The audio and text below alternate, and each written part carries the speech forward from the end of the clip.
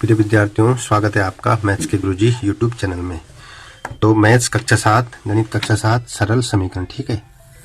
प्रश्नावली 4.1 प्रश्न 6 क्वेश्चन 6 आज की वीडियो में हम आपको यहाँ पे बताएंगे, ठीक है।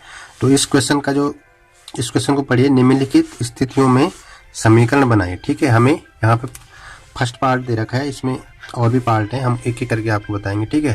तो निम्नलिखित स्थितियों में समीकरण बनाइए। हमने क्या करना है, समीकरण बनानी है, ठीक है। यहाँ पे देखिए फर्स्ट वाला जो है ये इरफान है। इरफान कहता है कि उसके पास परमीत के पास जितने कंचे हैं उनके 5 गुने से 7 अधिक कंचे हैं, ठीक है। यहाँ पे देखिए इरफान कहता है कि उसके पास परमीत के पास जितने कंचे हैं उनके 5 गुने से 7 अधिक कंचे हैं, ठीक है। तो इरफान के पास 37 कंचे हैं। परमीत के कंचों की संख्या m में लीजिए, ठीक है। यहाँ पे दे रखा है, हम कोई भी अचर राशि ले सकते हैं, ठीक है। तो इसका हल कैसे करेंगे, हम समीकरण कैसे बनाएंगे। यहाँ पे दे रखा है परमीत के कंचों की संख्या m, तो माना परमीत के कंचों की संख्या कितनी है, बराबर m, ठीक है। अब देखिए इरफान कहता है कि उसके पास परमीत के, देखिए समझिए, ठीक है, बड़ी गहराई से ध्यान से समझिए। इरफान कहता है कि उसके पास परमीत के पास के जितने कंचे उनके 5 गुने से 7 अधिक। देखिए परमीत के कंचे को हमने क्या लिया, m में, तो m का 5 गुना, उनके 5 गुने से 7 अधिक, तो m का 5 गुना कितना हो जाएगा, 5m, ठीक है, 5m। देखो 5 गुने से 7 अधिक, 7 अधिक मतलब 7 अधिक मतलब जोड़ हो जाएगा, ठीक है। देखिए 5 गुने से 7 अधिक कंचे हैं इरफान के पास के बराबर के पास, ठीक है। तो बराबर कितना आ जाएगा, इरफान के कंचों की संख्या। देखिए बस थोड़ा सा है, इस पे थोड़ा सा ध्यान से देखना। इरफान कहता है उसके पास परमीत के पास जितने, जैसे परमीत के पास कितने हैं, 37 कंचे। तो इरफान इस तरफ हो गया, ये इरफान मान लेते हैं, ये क्या है, इरफान है, ये क्या है, परमीत है।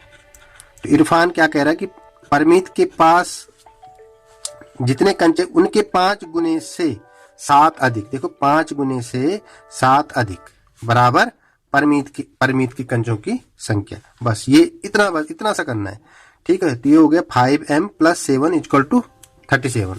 तो इसको हम अगर हम m का मान निकालना चाहें तो m का मान भी हम निकाल सकते हैं, लेकिन यहाँ पे आपको सिर्फ समीकरण बनानी है, ठीक है। तो वैसे m का मान निकालना है तो 5m + 7 = 37। देखिए क्या हो जाएगा, 7 यहाँ जाके क्या हो जाएगा, माइनस हो जाएगा, तो 37 - 7, ठीक है। तो m 5m देखिए 5m बराबर 37 में 7 गया 30, और m आ जाएगा, ये गुणा में ये भाग में चला जाएगा 30/5, ठीक है। तो कितना आ जाएगा, 5 × 6 = 30, तो m बराबर 6 आ जाएगा, ठीक है। इस तरह से आपको ये कथन से समीकरण बना। देखिए यहाँ पे m का मान कितना आ गया, 6, ठीक है। अब हम 6 को यहाँ पे रखेंगे तो 6 × 5 = 30 + 7 37, 37 बराबर 37। तो यही तो कह रहा था, इरफान कहता है कि उसके पास परमीत के पास जितने कंचे हैं, मतलब 37 कंचे किसके पास है, इरफान के पास, 37 परमीत के पास, ठीक है। इस तरह से समझना है इस क्वेश्चन को, ठीक है। आइए नेक्स्ट वाला करते हैं। अब देखिए इसका सेकंड पार्ट है, लक्ष्मी के पिता की आयु 49 वर्ष है, ठीक है। उनकी आयु लड़की की आयु के 3 गुने से 4 वर्ष अधिक है। लक्ष्मी की आयु को y वर्ष लीजिए, ठीक है। यहाँ पे दे रखा है लक्ष्मी के पिता की आयु, इसको हम क्या करना है, समीकरण में बनाना है, ठीक है। तो लक्ष्मी के पिता की आयु कितनी है, 49 वर्ष है। उनकी आयु लड़की की आयु के 3 गुने से 4 वर्ष अधिक है। देखिए 3 गुने से 4 वर्ष अधिक है। देखिए कैसे बनाना है, कैसे करना है, हम हल करेंगे, ठीक है। यहाँ पे दे रखा है लक्ष्मी की आयु को y वर्ष में लीजिए, तो माना लक्ष्मी की आयु y वर्ष है, ठीक है, क्योंकि आयु है तो वर्ष में ले रहे हैं, ठीक है। तो y है ये अचर राशि, ठीक है। अब देखिए उनकी और एक तरफ क्या है, उनके पिताजी की आयु, तो उनके पिताजी की आयु कितनी है, 49, ठीक है। इस तरफ आगे उनके पिताजी की आयु, किसके? लक्ष्मी के। ठीक है, अब देखिए उनकी आयु लड़की की आयु के 3 गुने से, पहले हमने क्या माना, लड़की की आयु क्या है? y वर्ष है, तो y का 3 गुना कितना हो जाएगा? 3y। ठीक है, गुने आयु के 3 गुना, y का 3 गुना 3y से 4 वर्ष अधिक, मतलब धन 4 गुने से 4 वर्ष अधिक है। ठीक है, तो क्या आ जाएगा? 3y धन 4 प्लस 4 बराबर उनके पिता की आयु। ठीक है, तो ये क्या हो गया? ये समीकरण बन गया। ठीक है, इसी तरह से अगर आपने यहाँ पे y का मान निकालना है तो क्या करेंगे? ये 4 इधर माइनस में चला जाएगा। ठीक है, तो 45 आ जाएगा, 45 आ जाएगा। ठीक है, और फिर y का मान निकालेंगे, 3 इसमें चला जाएगा, और यहाँ पे देखिए 3y प्लस 4 बराबर 49।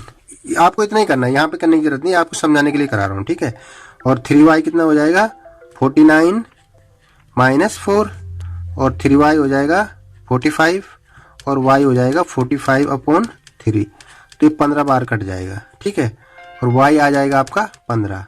ठीक है, ये क्या हो गया? इसकी लड़की की आयु। देखिए, आप देखिए 15 आयु के 3 गुने से 4 मतलब 15 3 45 प्लस 4 49 आ गए ना, 49। इस तरह से आप इनको चेक भी कर सकते हैं कि y का मान सही आ रहा नहीं आ रहा। ये समीकरण इस तरह से आपको बनानी है। ठीक है, अब आइए नेक्स्ट वाला करते हैं। आइए इसका थर्ड वाला देखिए। अध्यापिका बताती है कि उनकी कक्षा में एक विद्यार्थी द्वारा प्राप्त किए गए अधिकतम अंक प्राप्त किए गए न्यूनतम अंक का दुगुना धन 7, या धन है और 7 है। प्राप्त किए गए अधिकतम अंक कितने हैं? 87 है। न्यूनतम प्राप्त किए गए अंकों को एल में लेना है। ठीक है, एक बार फिर ध्यान से पढ़िए। अध्यापिका बताती है कि उनकी कक्षा में एक विद्यार्थी द्वारा प्राप्त किए गए अधिकतम अंक प्राप्त किए गए न्यूनतम अंक का दुगुना धन 7 है। प्राप्त किए गए अधिकतम अंक दे रखा हमें 87। ठीक है, न्यूनतम प्राप्त किए गए अंकों को एल में लेना है। ठीक है, माना यहाँ पे देखिए, माना प्राप्त न्यूनतम अंक क्या है? एल है। एल लेना है तो एल ही लेते हैं हम। ठीक है, ये हमने क्या किया? एल ले लिया। ठीक है, अब देखिए प्राप्त किए गए, देखिए एक तरफ क्या हो जाएगा? अधिकतम अंक 87, ये हो गए अधिकतम अंक। अब इस तरफ आएगा न्यूनतम अंक। देखिए प्राप्त किए गए देखिए अधिकतम अंक किसके बराबर है? न्यूनतम अंक का दुगुना। न्यूनतम अंक हमने कितना लिया? एल का दुगुना मानी 2l धन 7। यहाँ पे धन का मतलब योग है। ठीक है, वही योग धन 7। प्राप्त किए गए अधिकतम अंक कितने? 27। इतना है, इतनी सारी कहानी इस समीकरण पे सिमट गई। ठीक है, अधिकतम अंक 87, प्राप्त किए गए न्यूनतम अंक को हमने एल लिया। ठीक है, और न्यूनतम अंक का दुगुना 2l हुआ धन 7 बराबर 87। ठीक है, अगर हम यहाँ पे l का मान निकालना चाहो तो क्या होगा? 2l प्लस 7 बराबर 87, तो 2l बराबर हो जाएगा 87, यहाँ धन यहाँ माइनस में आ जाएगा, 2l बराबर 80, और l बराबर 80/2 बराबर 40। तो l का मान कितना आ गया? 40। ठीक, अगर हम यहाँ पे 40 रखते हैं, 40 दूनी 80 धन 7 कितना हो गया? 87 बराबर 87। ठीक है, जिससे इसका लेफ्ट हैंड साइड बराबर राइट हैंड साइड के बराबर हो रहा है। ठीक है, तो यही इतना करना है, ये करने की जरूरत नहीं है, सिर्फ आपको समीकरण बनानी। ठीक है, अब आइए नेक्स्ट है चौथा वाला। एक समद्विबाहु त्रिभुज में शीर्ष कोण प्रत्येक आधार कोण का दुगुना है। मान लीजिए प्रत्येक आधार कोण 20 डिग्री है। याद रखिए कि त्रिभुज के तीनों कोणों का योग कितना होता है? 180 डिग्री होता है। देखिए यहाँ पे त्रिभुज, ठीक है, माना ये क्या है? 20 डिग्री है, ये भी 20 डिग्री है। तो यहाँ पे बता रहा है एक समय त्रिभुज में शीर्ष कोण प्रत्येक आधार कोण का दुगुना है। तो ये क्या हो जाएगा? आधार कोण ये हो गया, इसका दुगुना क्या हो जाएगा? 2b। ठीक है, तो यहाँ पे हमें दे रखा है माना आधार कोण, देखिए माना आधार कोण बी डिग्री है, ठीक है, बी डिग्री है, तब शीर्ष कोण क्या हो जाएगा, शीर्ष कोण, ठीक है, इस आधार का ये शीर्ष हो जाए, शीर्ष कोण कितना हो जाएगा, बराबर कितना हो जाएगा 2b, कोण का दुगना कितना हो जाएगा 2b, ठीक है।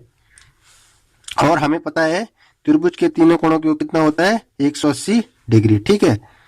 तो ये 60 60 और 60, 6 6 12 6 18, ठीक है। तीनों कोणों का योग बराबर 180 डिग्री, ठीक है।